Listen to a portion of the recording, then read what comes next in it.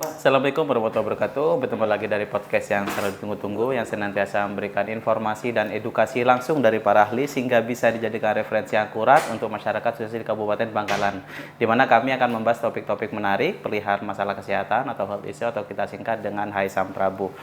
Dan pada topik kali ini kita akan bahas tema yang tidak kalah menarik, yaitu tentang layanan di RSUD kita tercinta Syarifah Mbak Miratu Bangkalan, yaitu tentang layanan di ruangan penyakit dalam atau interna, yang dimana kami memberikan nama ruangan Kamboja dan ruangan Raffles Cendrawasih, di mana hadir bersama kita narasumber yang luar biasa, internal maupun eksternal. Mari kita kenalan dulu dengan narasumber internal kita, kepada Mbak Mega Wulandari Eskepnes. Beliau selaku kepala ruangan di ruang Kamboja dan ruang Raffles Cendrawasih. Dan untuk narasumber yang tidak kalah luar biasa, internal juga dari RSUD Syarifah Mbak Miratu Bangkalan, kepada Mbak Sri Sulistiawati Eskepnes. Beliau adalah sebagai K instalasi rawat inap dan sekaligus kepala ruangan di Bougainville. Selamat pagi Bu Sulis. Oke, langsung saja kita berkenalan dengan narasumber eksternal kita yang juga tak kalah luar biasa, yang senantiasa setia untuk menemani RSUD Syarifah Mami Ratu Bangkalan untuk mensonding dan mensosialisasikan layanan terbaru dari RSUD Syarifah Mami Ratu Bangkalan kepada masyarakat Bangkalan. Selamat datang kepada Bapak-Bapak Dewan yang terhormat, kepada Bapak Lukman Hakim selaku sekretaris anggota DPRD Komisi 4 Kabupaten Bangkalan. Saya ucapkan selamat datang juga kepada Pak Mustaqim Fatah, kepada Pak Robi Ismail, Sarjana Hukum, selaku anggota DPRD Komisi 4 Kabupaten Bangkalan. Oke, langsung saja sahabat Haisam Prabu, karena ini hari Jumat, waktu kita cukup sedikit, jadi kita langsung saja kepada konteks bahasan kita, yaitu tentang layanan di ruang Kamboja dan ruang Raffles Cendrawasih. Oke, langsung saja kita akan bertanya kepada beliau, nakoda di ruangan Raffles dan Kamboja, kepada Mbak Mega. Jadi Mbak Mega, monggo bisa dijelaskan kepada sahabat Haisam Prabu tentang sebenarnya sih layanan Kamboja dan Raffles Cendrawasih ini layanan seperti apa? Ini kan ada ruangan gitu Bu ya. Ruangan Kamboja 2 ruangan. Apakah ada perbedaan pelayanan atau seperti apa? Mungkin bisa dijelaskan kepada teman-teman Haisam Prabu. Silakan Mbak Mega. Sebelumnya mohon izin dulu Bapak-Bapak Dewan yang terhormat. Hai sahabat Samrabu, sebenarnya saya sudah sering kali podcast, cuma kalau dulu sebagai host, sekarang kebetulan sudah diberi amanah yang ini ya di belakang menjadi kepala ruangan rawat inap penyakit dalam interna Bapak. Jadi kita off dulu dari podcastnya dan diserahkan ke Mas Alif ya.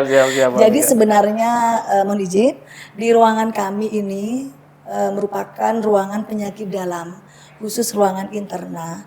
Dulunya ruangan kami ini sebenarnya jadi satu di ruangan Asoka. Di ruangan Asoka yang sekarang ditempati bedah.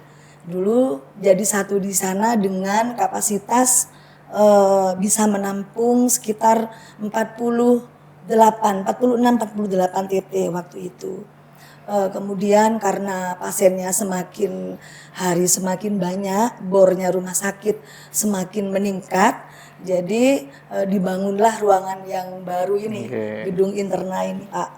Jadi ruangan interna yang tadinya berada di dalam satu tempat ini terbagi sekarang menjadi 2, terbagi di lantai 4 dan lantai 5. Sebenarnya semuanya dua-duanya ini sama-sama ruangan interna Mas, tidak ada perbedaan spesifikasi, hanya khusus interna begitu. Cuma untuk penyakit interna bagian hipertensi dan ginjal ini ke gedung A di ruang Lili, itu tidak di kami, kecuali di sana overload baru ke kami, ke ruangan Kamboja, dan ini di bawah ranahnya Bu Kak instalasi. Kalau yang ini nanti biar beliau menjelaskan lebih detailnya. Cuma yang di saya ini memang khusus ruangan penyakit dalam atau interna yang tadinya satu terbagi menjadi 2 ruangan, atas dan bawah. Sehingga karena sudah dibagi 2 ruangan, TT-nya ini jadi lebih sedikit Pak, tempat tidurnya atas dan bawah masing-masing 22. Jadinya karena sudah 22, tadi kan 40 nih Mas di ruangan lama ya. Sekarang 22. Karena sudah 22, ini jarak antar bednya ini lebih renggang. Sudah sesuai dengan standar akreditasi. Kurang lebih 1 sampai 1,5 meter. Jarak antar bed tidak dempet-dempet lagi. Dan ini menunjang terhadap safety pasien, Oke, terhadap kenyamanan keselamatan juga. pasien juga, terhadap kenyamanan pasien plus keluarga penunggunya. Mungkin itu aja bedanya. Oke, jadi luar biasa sekali ya Mbak Mega sekarang ya ruang interna. Jadi sudah kapasitasnya dulu 40 di gedung baru, sekarang 44. Ditambah untuk interval antar bed itu cukup luas. Cukup Sehingga luas, bisa menambah ya.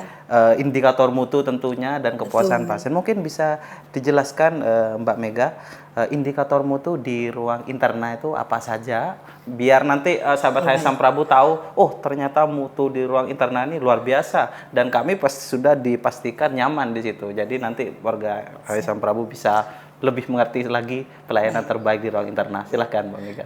Jadi begini Bapak-bapak, jadi di rumah sakit kami ini ini sepertinya di semua rumah sakit akan selalu ada yang namanya indikator mutu, karena indikator mutu ini sebagai navigasi bagi direksi untuk memantau kami gitu. Apakah pelayanan kami ini sudah berjalan sesuai atau tidak.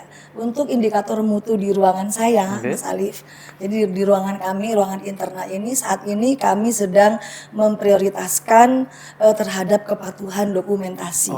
Karena kepatuhan dokumentasi ini sepertinya sepele ya, hanya dokumentasi cegun karo mau masuk gitu ya, cuma nyatet gitu ya Pak ya. Padahal ini efeknya luar biasa. Benar. Jadi efeknya langsung ke kami sebagai nakes, ke pasien juga, bahkan untuk rumah sakit.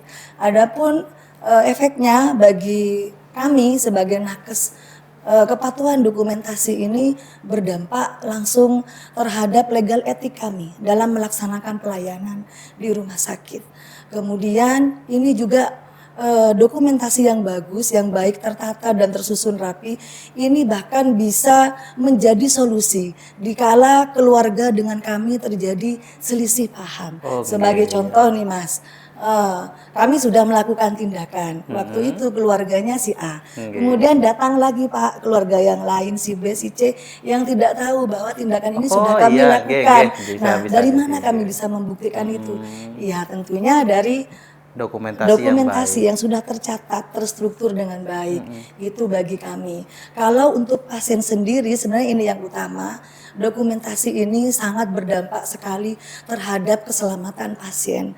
Kenapa? Karena dokumentasi yang aur-auran ya, yang tidak terstruktur dengan rapi, ini bisa menyebabkan miss antar shift, sehingga terjadi kesalahan yang namanya salah obat, salah tindakan, mau cek ponreng maturna kesa malpraktik gitu ya. Ini yang kita hindari. Jadi dimulai dari mana? Dimulai dari dokumentasinya dulu diperbaiki. Karena dokumentasi ini menjadi acuan kami ketika kami melakukan overrun dengan shift berikutnya, karena yang jaga pun di ruangan kami kan bergantian jam dinasnya, mulai dari pagi, siang dan malam ini berganti shiftnya beda orang. Ini jangan sampai ada kesalahan miss. Makanya titik tumpu kami supaya tidak terjadi kesalahan miss ini ada di kepatuhan dokumentasi. Jadi sangat fatal sekali. Tidak patuh sedikit aja, sembarangan aja menulis tindakan yang sudah dikerjakan, itu menunjukkan kualitas kinerja kita yang buruk berarti. Ini yang selalu saya tekankan ke anak-anak saya, ke teman-teman saya. Percuma kamu melakukan tindakan sebanyak apapun kalau tidak kamu dokumentasikan dengan baik.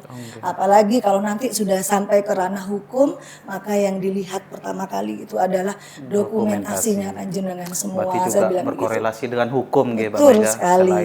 Kemudian kalau untuk rumah sakit sendiri Bapak, kepatuhan dokumentasi ini tentu saja menjadi salah satu indikator akreditasi rumah sakit kami.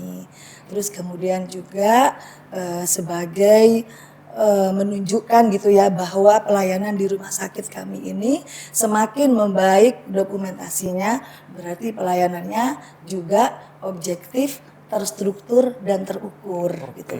Jadi tidak asal gitu. Itu mungkin ya kalau mau menjelaskan Sahabat tentang HSM indikator Prabu. mutu di ruangan kami. Jadi di ruang interna ini tenaganya dijamin profesional. Kenapa? Karena patuh dokumentasi yang Insya Allah, menjadi bismillah. Kami upayakan nih Pak, Kami upayakan, sebagai bentuk nggih. ikhtiar. Kami kan tidak menutup kemungkinan ya, anak-anak kami ada yang miss gitu ya, apalagi kalau malam hari kadang lupa gitu. Nggih. Tapi ini yang selalu kita backup gitu, apakah sesuai atau tidak pada saat yang selalu timbang dimonitor terima. dan dievaluasi Ya, setiap dan selalu saat. kami monitor, kami evaluasi setiap hari ini Mas, Setiap bukan setiap hari. saat. Setiap hari lalu kami evaluasi, membuat kesimpulan setiap bulannya dan kami laporkan ke bidang keperawatan. Oke, berarti berkomitmen sahabat Haisam Prabu untuk kepatuhan dokumentasi. Karena dokumentasi ini krusial sekali nggih Mbak Mega. Iya. Berkaitan dengan ketepatan obat, waktu, terapi dan juga hukum seperti itu sahabat Haisam Prabu.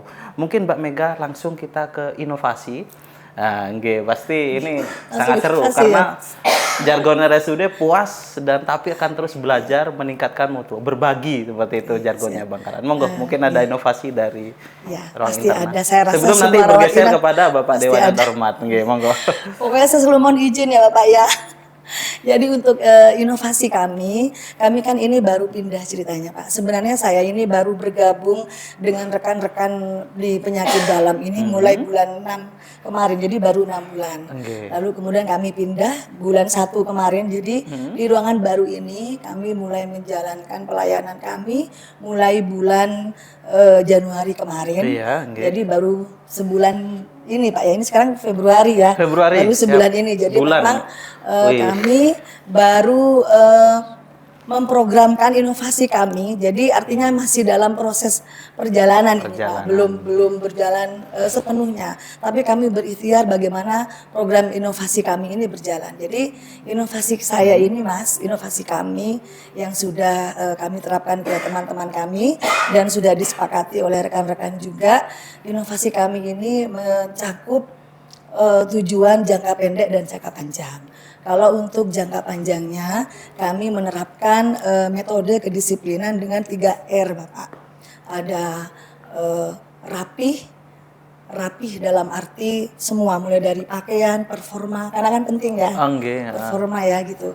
Rapih, kemudian ramah terhadap pasien, keluarga dan pengunjung, kemudian responsif. Responsif ini dalam artian bukan berarti ada keluhan langsung datang, tidak. Saya bilang sama teman-teman, kalau bisa sebelum orang mengeluh, sampean sudah tahu apa yang dikeluhkan. Oh, luar biasa Gitu sekali. ya, harus seperti itu Pak. jadi Luar biasa sekali. jadi begitu sebagai contoh, Nggih. kita keliling aja ya, validasi data, ngelihat nih, loh kok nggak jalan cairannya, loh kok bengkak, berarti kan sudah waktunya diganti.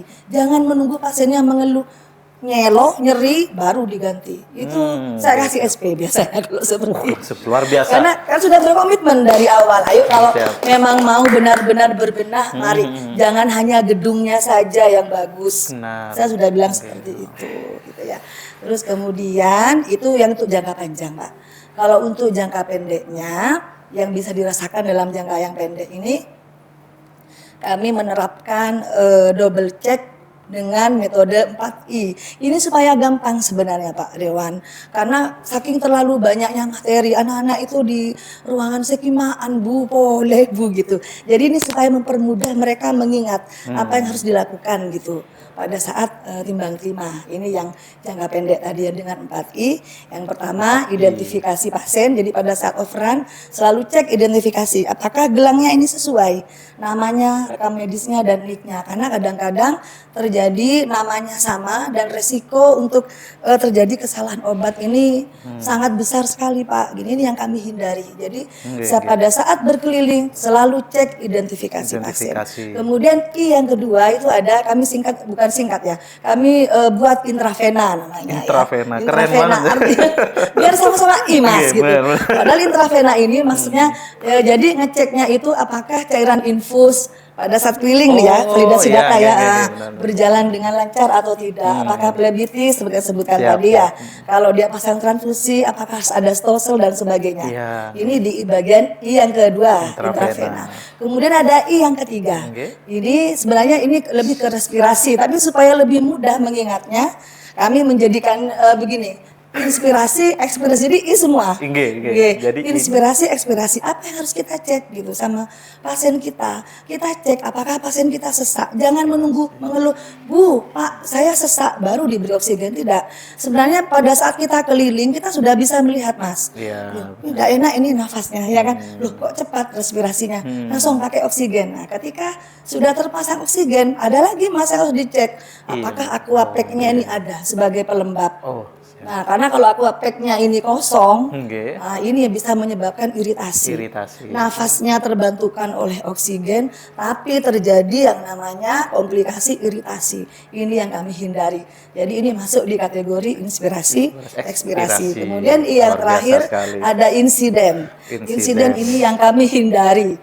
Karena ini banyak, bukan banyak, ini resikonya besar. Kalau sampai satu kali ini terjadi, kami diaudit Pak. Soalnya jadi gimana caranya insiden ini tidak terjadi, kami selalu cross check untuk pagarnya, pagar pengaman, apakah pagar ini berfungsi dengan baik ataukah rusak gitu ya, untuk pagar. Kemudian untuk lantainya juga dicek apakah basah tuh di depan kamar mandi itu sering basah Mas. Jadi sebenarnya inovasi kami ini Pak terbentuk dari berbagai macam insiden dan tantangan yang terjadi di lapangan yang kami hadapi sehari-hari. Dan caranya ayo supaya lo terjadi lagi. Saya seperti itu sih wanti-wantinya ya. Ini usaha lo ya. Saya tidak menjanjikan ruangan saya yang paling bagus tidak, tapi mudah-mudahan Allah meridhoi usaha saya. Luar biasa sekali. Mungkin itu aja Mas inovasi saya. Siap Bu Mega. Luar Banyak biasa ya Mas sekali. ya, maaf ya. Sahabat saya Sang Prabu, jadi inovasinya ada 3R, 4I. 3R artinya rapi, rajin, dan responsif. Sangat luar biasa sekali. Ramah, responsif. Rapi, ramah, responsif, maaf. Yang 4I itu ada identifikasi, jadi dicek gelangnya. Jadi untuk probabilitas kesalahan obat itu bisa diminimalisir. Dan itu dicek karena setiap timbang terima, berarti dalam sehari 3 kali Ibu Mega. Iya, kan 3 cuma kali, ngecek luar aja, biasa tinggal sekali. panggil nama sekaligus Tinggal- perkenalan. Luar biasa sekali. Jadi disinilah indikator mutunya bisa terangkat dengan inovasi 3R 4I ini nggak Bu Iya, Mega. jadi Bersinergi, berhubungan, ya, siap. bersinergi, Oke. gitu. Sekarang kita bergeser ke bapak-bapak anggota dewan. Mungkin ada yang ingin dikonfirmasi dari mulai ruang Kamboja, dari mulai indikator mutunya, serta inovasinya. Monggo silahkan Bapak, mungkin ada yang ingin dikonfirmasi. Mas Robi mungkin? Terima kasih sebelumnya atas kesempatan waktunya. Ini berarti kamar rawat inap ya? Iya. Namanya kamar apa tadi? Kamboja. Yang Kamboja sama Raffles Cendrawasih. Dua kamar, Nah, dua ruangan. Ini 3 ya? Dua ruangan. Kamar ini fokus di apa ya? Penyakit Bukan dalam. fokus. Kamar Melayani untuk melayani pasien di- penyakit dalam. di pasien penyakit dalam. Nah, yang saya pengen tanyakan Ibu, Iya. biasanya yang didiagnosis dirawat di sana itu penyakit apa saja sih yang berurusan dengan penyakit dalam, dan biasanya untuk kamar untuk seorang pasien yang dapat perawatan di kamar itu biasanya berapa hari kayak gitu Oh, oke. perawatannya kayak gitu. Oke. Kalau jenis-jenis penyakit dalamnya sendiri kan banyak sebenarnya. Iya. Cuma fenomena akhir-akhir ini ya yang banyak MRS di ruangan kami ini kalau penyakit dalam itu terbanyak sebenarnya lebih ke hipertensi Pak. Hipertensi itu banyak sekali sama diabetes. Hipertensi. Diabetes itu luar biasa, banyak sekali. Terus kemudian ada beberapa seperti penyakit sirosis ya, kayak penyakit hati. Cirrhosis hepatitis. Ini karena hepatitis menular biasanya. Ini kami taruh di ruang isolasi. Jadi di kami juga ada ruangan isolasinya Pak, itu sendiri. Jadi karena ini menular, biar tidak menyalurkan penyakitnya ke orang lain ya, Iya. tidak terjadi infeksi silang. Gitu ya. Itu aja sih mungkin Pak. Yang terbanyak, yang lain-lain banyak sih Pak. Ada ya nyeri perut. Jadi kan diagnosa awal ini kan belum tegak ya Pak ya. Masuk itu kolik namanya, kolik abdomen, nyeri perut itu juga ada, kelainan darah. Terus kemudian itu BAB darah Pak, melena gitu. Terus anemia pasiennya itu juga ada. Tapi tidak sebanyak diabetes, paling banyak memang diabetes dan hipertensi. Dan saya pengen nanya, apa sih Bu yang membedakan kamar khusus untuk pasien penyakit dalam ini dengan kamar yang lain ya gitu? Selain yang sudah Ibu paparkan tadi, maksud saya itu kenapa harus dibedakan? Apakah memang penunjang fasilitasnya itu berbeda untuk dapat perawatannya, dan fasilitasnya sudah lengkap nggak untuk di kamar di Baik, sini? ya. Kalau untuk kenapa harus dibedakan tadi sebenarnya sudah ada waktu podcast pertama ya, maaf ya. Nggih, Ini ranahnya bukan ranah sebenarnya Pak, tapi tidak apa-apa. Tadi sudah dijelaskan sebenarnya bahwa ada klaster, ya klaster. Jadi di kami memang klasternya ya untuk penyakit dalam, itu yang membedakan. Kemudian tadi apa lagi Pak? Kalau di kamar atau ruangan yang khusus penyakit dalam itu ada fasilitas yang Oh, berbeda nggak sih, fasilitas. kayak gitu? Oh iya. Atau alat-alat medisnya itu memang harus beda yang Beda. standby karena itu kan urusan penyakit dalam, atau Iya, enggak, iya, Pak. atau hanya kontrol aja atau gimana gitu? Oh enggak. Jadi gini Pak, ruangan kami semuanya itu kalau untuk rawat inap biasa itu secara fasilitas alkes misalnya ya, itu sama. Semuanya ada sentralnya, sentral oksigen ada, kayak alkes-alkes, hearing pump, infus pump itu diberi semua. Jadi yang membedakan kenapa ini sendiri di Kamboja atau di Raffles gitu, kok enggak ke ruangan lain, itu hanya berdasarkan klasifikasi diagnosa aja. Ya. Tapi kalau untuk monitor dan sebagainya yang lebih membutuhkan perawatan yang lebih intensif, itu ada sendiri ruangannya, tidak di kami. Jadi intinya ketika pasien kami ini mengalami semacam penurunan kesadaran atau perubahan kondisi yang membutuhkan perawatan dan observasi yang lebih ketat, itu ada lagi ruangannya di bawah kami Pak. Jadi dalam satu gedung itu ruangan penyakit dalamnya ada 2, 4, 5, di 3 ada HCU. Lebih berat lagi penyakitnya turun lagi ke bawah ICU Pak. Jadi enak sudah ada di dalam satu gedung itu. Dan apa namanya tadi, untuk apa, biasanya kalau pasien itu perawatan di kamar khusus pasien penyakit dalam ini berapa lama? Oh iya, hari perawatan. Sebenarnya kami tidak menjamin berapa lama pasien bisa sembuh karena bisa saja Pak, satu diagnosa terhadap 2 pasien berbeda itu pemulihan dan tingkat kesembuhannya berbeda, bergantung dengan kondisi pasien, bahkan bergantung juga terhadap usia pasien. Yang ini usia produktif misalnya, ini punya penyakit diabetes misalnya, yang ini sudah sepuh, sama-sama diabetes, bisa jadi lebih lama yang sepuh. Karena kan sudah secara imunitas gitu ya, secara fungsi-fungsi organnya kan juga jauh lebih ini, kualitasnya lebih menurun karena usia bisa. Jadi kami tidak mempunyai patokan pasti berapa hari pasien kami ini bisa sembuh dan pulih. Semuanya bergantung kepada individu masing-masing gitu Pak. Memang maksud saya nanya itu memang untuk kita bisa tahu jawabannya, biar bisa menepis stigma di masyarakat juga kan. Kadang kan masyarakat tuh kan mikirnya kalau perawatan di rumah sakit itu biasanya 3 hari pulang gitu. BPJS ya. Nah, Ya, kalau ya, misalkan benar-benar, jawabannya Pak. memang harus disesuaikan dengan kondisinya Ya. gitu, nggak memungkinkan pulang harus perawatan, berarti kan bisa lebih kayak gitu. Iya, Maksud saya seperti itu. Oke, terus.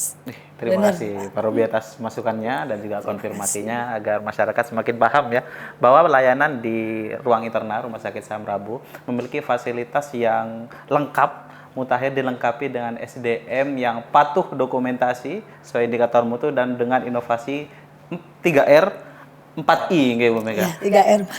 Dan dinahkode oleh beliau Bu Mega seperti itu. Bismillah. Oke, sekarang kita akan bergeser kepada Kepala Instalasi Rawat Inap karena tadi ada beberapa pertanyaan beliau Pak Robi yang berkorelasi dengan tupoksi dari Kak Instalasi Rawat Inap yang dari RSUD Syarif Ambamir atau Ibu Bangkalan. Ibu Sulis, nggih, mungkin pertama bisa dijelaskan dulu karena ini pasti pada tidak paham apa perbedaan Kak Instalasi Rawat Inap dengan kepala ruangan seperti itu. Mungkin Bu Sulis bisa dijelaskan tupoksinya seperti apa. Mungkin nanti bisa disonding sama pertanyaan Mas Robi tentang klaster atau mapping tentang pasien nih kok ada di sini seperti itu. Monggo, Mbak Sulis silakan waktunya. Terima kasih Kak Salif ya.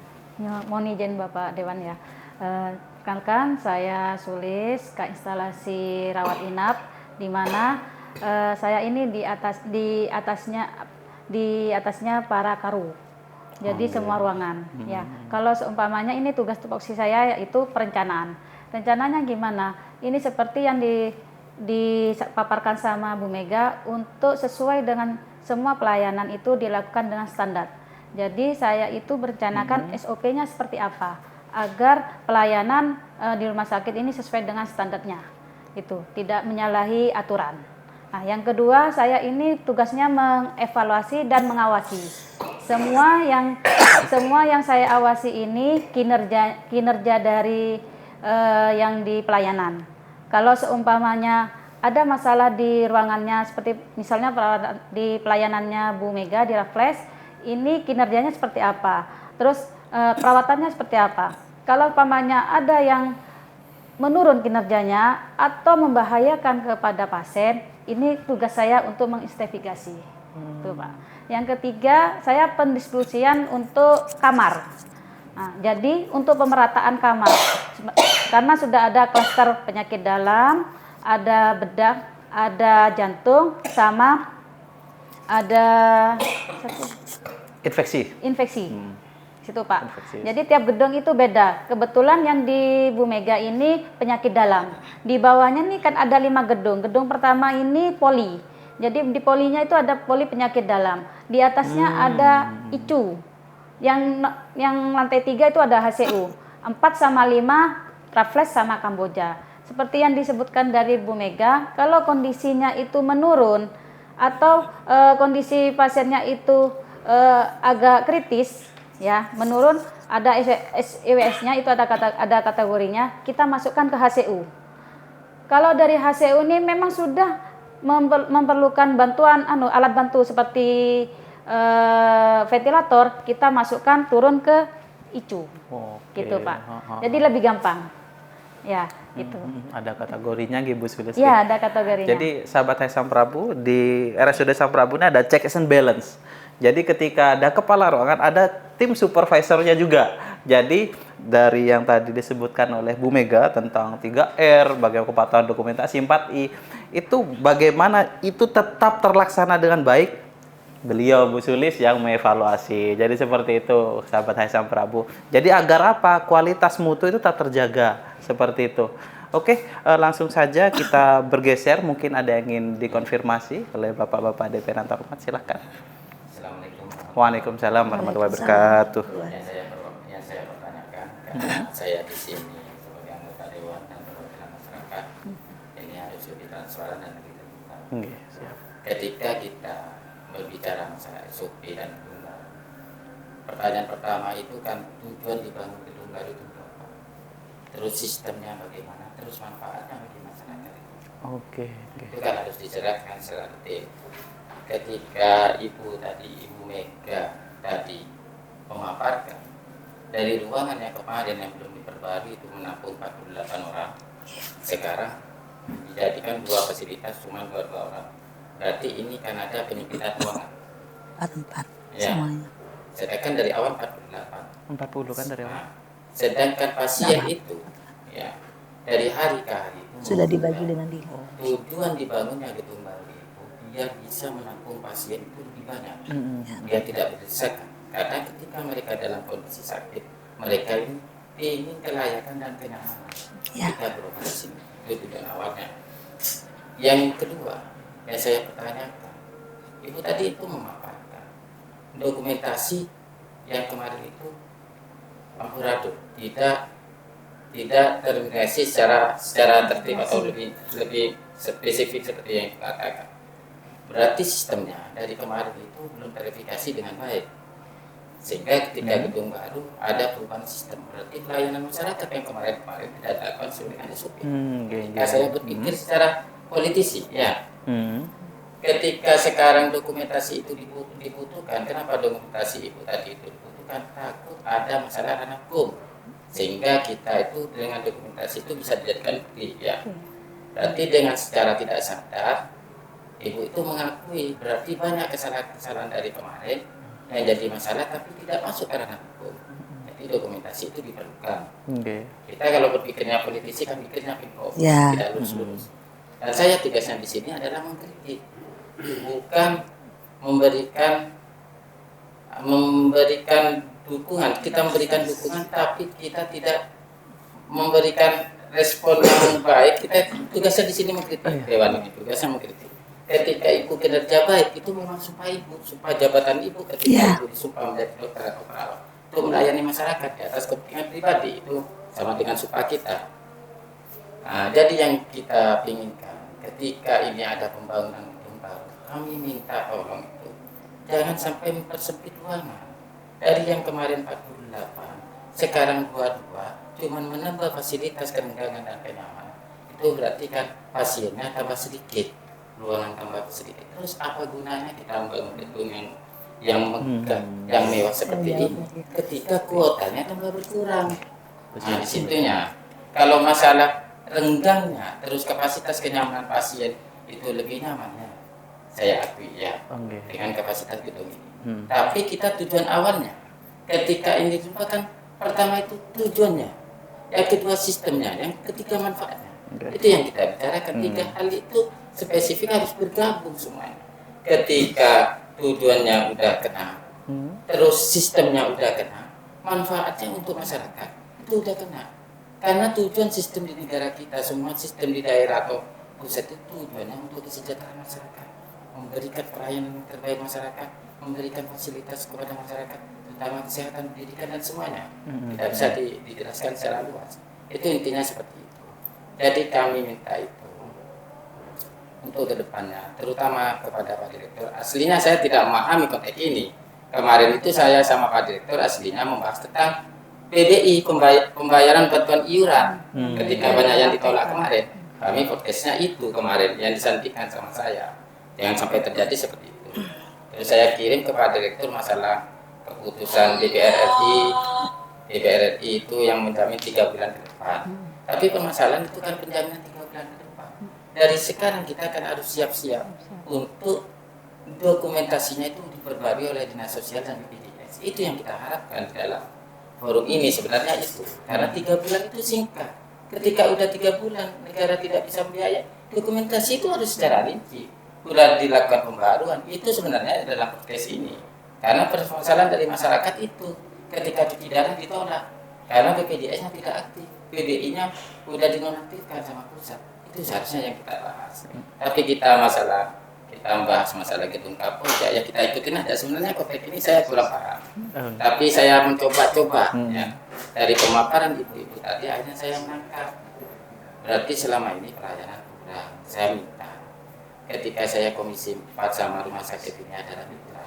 Kita bukan saling menekan, kita saling support. Mana sistem yang tidak baik, ayo kita perbaiki. Yang penting tujuannya kita sama untuk kepuasan masyarakat, pelayanan ke depannya lebih baik dan tidak ada polemik di masyarakat. Ketika pikiran rancu tentang rumah sakit. Kalau kemarin-kemarin, ketika saya belum jadi dewan, saya jelaskan, saya ini musuhnya Dr. Fahad. Saya ini LSM. Tiap kesini saya tengkar sama Dr. Fahad, tanyakan sama Dr. Fahad. Tapi ketika saya kenal, ketika jadi mitra, ternyata karakternya Dr. Fahad saya paham. Orangnya memang jujur dan baik. Kenapa kita tidak mensupport atau mendukung? Kita akui kita sekarang itu mau melihat atau tidak. Setelah kepemimpinan Direktur ini dipegang Dr. Fahad, rumah sakit ini memang mati. Kita akui, mau tidak mau kita memang akui seperti itu. Makanya kemarin ketika pilihan bupati mau ada perombakan, saya kasih masukan. Kalau masalah politik jangan dimasukkan ke ranah ini. Kita harus lihat kebijakan dan kemampuan memang setelah dipegang Dr. Fahad, rumah sakit ini maju. Kita harus akui seperti itu. Jadi saya minta itu kepada di bawahnya Dr. Fahad semuanya, buatlah sebuah sistem gebrakan yang baru yang bisa memberikan kepuasan kepada masyarakat. Cuma itu aja. Siap. Okay. Terima kasih Pak Lukman untuk apresiasi masukannya. Karena memang dibutuhkan sekali di dalam suatu sistem kenegaraan ada checks and balance. Memang secara tupoksi fungsi DPR adalah memberikan masukan seperti itu agar OPD atau instansi yang dimaksud menjadi lebih baik lagi seperti itu, ya, Pak Lukman. Oke, berkaitan dengan pertanyaan dari Pak Lukman tentang klaster. Bagaimana bisa dari kapasitas 48 tiba-tiba menjadi penyempitan 44. Nah, ini kan harus di breakdown lebih dalam lagi untuk sistem mappingnya seperti apa. Yang monggo silahkan untuk Mbak Zulis sebagai Kak instalasi. Jadi beliau ini yang nanti mengarahkan istilahnya mapping pasien ini agar tetap tidak terjadi kekurangan tempat terawat inap seperti itu. Oke, monggo silakan Pak Seli waktu Terima dan kasih Pak Luman ya. Gini Pak, ini kalau seumpamanya di ruang gedung yang Travelex sama Kamboja ini full, kita alihkan ke gedung A. Di gedung A ini ada lili, lavender sama lotus. Jadi Pak, seumpamanya menjurus dari Mbak Mega ini butuh perawatan yang lebih lanjut, tetapi di ruangannya Mbak Mega ini full, di HCU sama ICU-nya full. Kita alihkan ke gedung A. Yang di gedung A itu ada untuk penyakit dalam juga, tapi yang lebih fokus ke ginjal sama hipertensi.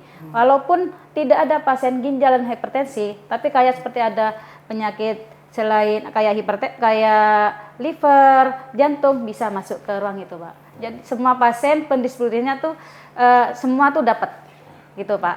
Apalagi kalau dari IGD, kalau sudah banyak, kita antisipasi. Oh, dari IGD nih saya sudah menaruhkan link gimana kapasitas di IGD ini overload apa enggak. Dari IGD ini sudah menulis yang kegagawatannya P1 berapa, P2 berapa, itu kita sudah tahu. Kita share di dalam grup.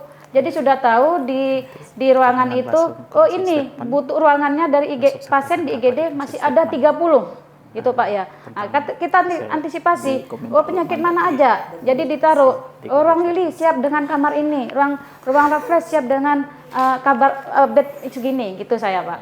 Itu bagian dari saya, gitu Pak. Ini yang saya pertanyakan lagi. Ya. Ketika kita ada pertanyaan Ya. ketika di overload Ya. P1, P2 dan P3 ya. Ya. Ketika ibu memilih pasien itu terlantar di luar, apakah menggunakan ruangan yang bisa melanggar SOP, tapi ruangan digunakan untuk menampung masyarakat melanggar SOP, apa tetap ditelantarkan di luar? Baik. Kalau saya sebagai dewan, saya memilihnya ruangan-ruangan yang tidak terpakai. Ketika overload ruangan, pakai yang aja walaupun itu SOP-nya Ya. kita pakai. Dipakai Pak. Ya, dipakai. Karena tujuan saya sama bupatinya ketika bupatinya berbicara pidato semua, kepentingan masyarakat, keselamatan masyarakat. Ya. Apakah? Kalau masalah sistem kita ke belakang. Iya Pak. Kita Dipakai. belakang sama-sama. Itu kata bupatinya. Iya. Jadi saya minta itu jangan sampai ada terlantar dua. Siap. Usahakan ruangan-ruangan itu tidak digunakan. Oke. Walaupun itu untuk penyakit dalam, silakan ini tidak penyakit dalam. Sedangkan Bisa. ini udah pakai di sana. Ya. Tidak masalah. Oke. Oke, terima kasih Pak Luman masukannya. Jadi insya Allah ini jadi evaluasi dari kami Sam Prabu. Kami tidak puas, kami akan tetap berbenah. Kami butuh masukan seperti itu, seperti Pak Luman, agar apa? Tujuan kita satu, kepuasan masyarakat Siap. seperti itu. Oke, karena waktu kita sudah sangat tipis sekali, kita di penghujung Jumatan, jadi langsung aja kita closing statement. Pertama mungkin dari Bapak Dewan, masukan apapun yang membuat kami lebih baik, silahkan. Monggo, masukan closing statement. Seberat-beratnya kita mengemban tugas, jangan sampai itu merasakan masyarakat. Siap. Oke, terima kasih Pak Luman. Kalimat bersayapnya luar biasa sekali. Monggo, Bu Sulis, closing statement untuk sahabat Hai Sam Prabu, ada yang ingin disampaikan? Silahkan. Terima kasih. Saya ini mempermudahlah masyarakat agar masyarakat bisa puas. Luar biasa sekali. Ini kalimat bersayap disambut kalimat bersayap juga. Monggo, silakan Mbak Mega closing statementnya. Kalau dari saya pribadi, dengan adanya podcast seperti ini, bertemu dengan bapak-bapak Dewan yang terhormat ini sangat luar biasa bagi saya. Meskipun itu kritikan, tapi terus terang inilah yang membangun saya untuk berbenah menjadi lebih baik lagi. Jadi saya minta tolong kepada Bapak Dewan yang terhormat, mumpung hadir di sini, para stakeholder di masyarakat, tolong dirangkul gitu loh, bahwa sebenarnya SOP ini dibuat semata-mata bukan untuk mempersulit pasien, tapi ini murni untuk keselamatan pasien. Adapun seperti yang Pak Lukman katakan, saya sangat setuju. Kalau sudah untuk keselamatan harus melanggar SOP, bukan melanggar sebenarnya Pak. Itu sudah sebenarnya ada alur tersendiri. Ada alur sendiri. Kalau sudah di sini full boleh, memang boleh diisi ruangan-ruangan yang kosong. Saya ucapkan terima kasih sekali lagi, banyak terima kasih ya Pak ya atas masukan dan kritikannya. Terima kasih Bu Mega atas closing statementnya. Oke, sahabat Hai Sam Prabu, berakhir sudah podcast pada hari ini. Kami ucapkan terima kasih kepada narasumber luar biasa kami, narasumber eksternal, Bapak-Bapak Dewan dan Hormat, narasumber internal, Ibu Kaistalasi dan Karu Ruangan. Saya akhiri podcast pada hari ini. Terima kasih. Apabila ada salah kami mohon maaf. kami akhiri. Jangan lupa like, share, subscribe. See you next video. Assalamualaikum warahmatullahi wabarakatuh.